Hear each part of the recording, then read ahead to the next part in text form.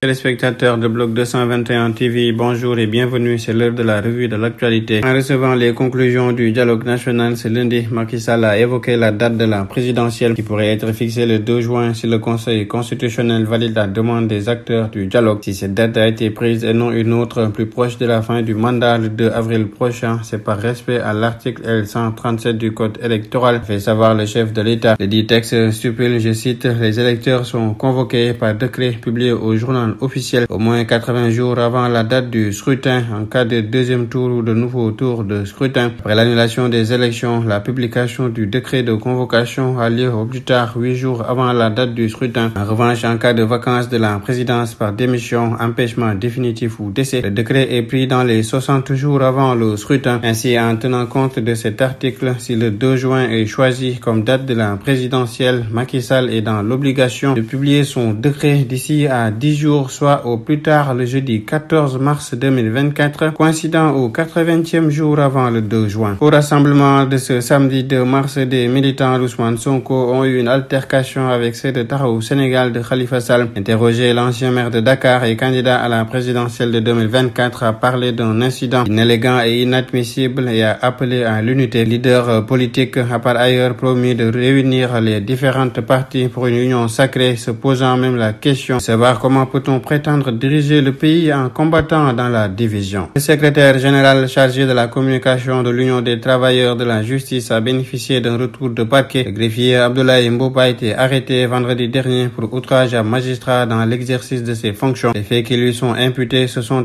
produits pendant une manifestation des greffiers pour la libération de leurs collègues responsables de la jeunesse de l'ex-PASTEF. Ngagne Demba Touré, qui faisait l'objet d'un mandat d'arrêt international, a été arrêté le surlendemain de son retour d'exil. Toujours avec le volet justice placé sous mandat de dépôt depuis le 15 juillet 2022 dans l'affaire dite des forces spéciales. Amidia a été libéré de prison ce lundi, informe son avocat maître Moussa Sarr. Le responsable de l'ex-PASTEF a bénéficié d'une liberté provisoire assortie d'un contrôle judiciaire. L'actualité hors de nos frontières en Gambie, l'Assemblée nationale a démarré lundi l'examen d'un texte de loi levant l'interdiction des mutilations génitales féminines dont l'excision en vigueur depuis 2015. Le parlementaire Al-Mame Djiba a introduit la proposition de loi en première lecture. L'examen a été renvoyé à une seconde lecture prévue le 18 mars prochain. À noter que les perspectives d'adoption et l'application sont incertaines. Les autorités capverdiennes effectuent des fouilles depuis lundi pour retrouver des survivants d'une pirogue de migrants échouée la veille sur une île du nord-ouest de cet archipel océan Atlantique avec 5 personnes mortes à son bord, ont-elles indiqué. 5 survivants étaient sur le bateau au moment où il a été retrouvé. L'un d'entre eux est décédé à l'hôpital lundi. Portant à 6 le nombre de victimes, a annoncé le délégué de la santé de l'île de Sao Vicente, Elisio Silva, à la télévision capverdienne. Selon le récit des 4 survivants, la pirogue qui était partie d'un village mauritanien comptait environ 65 personnes. Aux États-Unis, la Cour suprême américaine a unanimement annulé une décision de la justice du Colorado déclarant Donald Trump inéligible dans cet État du Nord-Ouest pour ses actes lors de l'assaut du Capitole. Cette décision intervient à la veille du Super Tuesday lors duquel 15 États dont le Colorado organisent simultanément leur primaire pour la présidentielle de novembre prochain. Sans qualifier les actes du président républicain sortant lors du 6 janvier 2021, les 9 juges considèrent que seul le Congrès et non un État est habilité à retirer un candidat du bulletin pour l'élection présidentielle. En sport, promu cette saison en Ligue 1, l'Union sportive de Ouakam a connu un début de phase retour difficile en enchaînant 2 défaites d'affilée face à l'AS Pikine 4-1 et Teungueth FC 2-1. Ces contre-performances ont poussé le club wakamois à limoger l'entraîneur Moustapha Seck qui avait pourtant réussi une belle prouesse la saison dernière, permettant au club de revenir dans l'élite. L'ancien entraîneur de Djambar et du Duc,